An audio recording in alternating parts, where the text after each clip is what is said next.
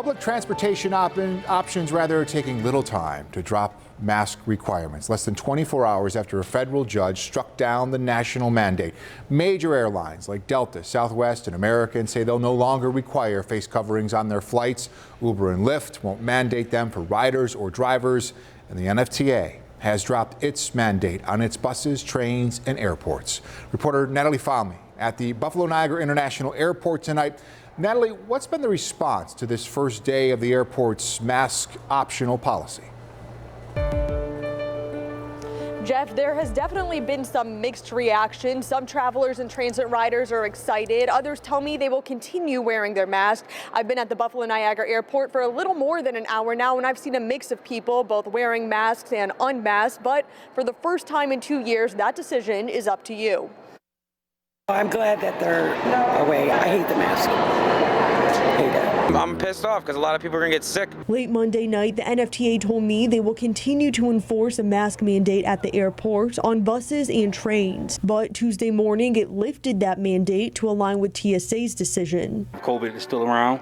Like I said, if people protect themselves and, wash their hands and make sure, they're properly hygiene, I don't think it would be a problem. Some NFTA transportation users say they will continue wearing masks for their safety, but understand why some do not want to. COVID has been around for a while now, and people has been frustrated, and people have really got tired of this mask mandate. I spoke with Dr. Thomas RUSSO from the UB Jacobs School of Medicine. He tells me the pandemic is entering an era of personal responsibility. This is sort of the last bastion of masks, but those groups that are in increased risk need to still be vigilant, and really this doesn't change that situation at all. He says if you are unvaccinated, immunocompromised, or regularly interact with those at high risk, you should still wear a mask in public indoor venues. Dr. RUSSO says using public transportation can increase your risk of infection. People need to be aware that we have a fairly high burden of community disease right now in Western New York. So far, travelers and public transit users say others have been respectful. People have been playing it pretty safe.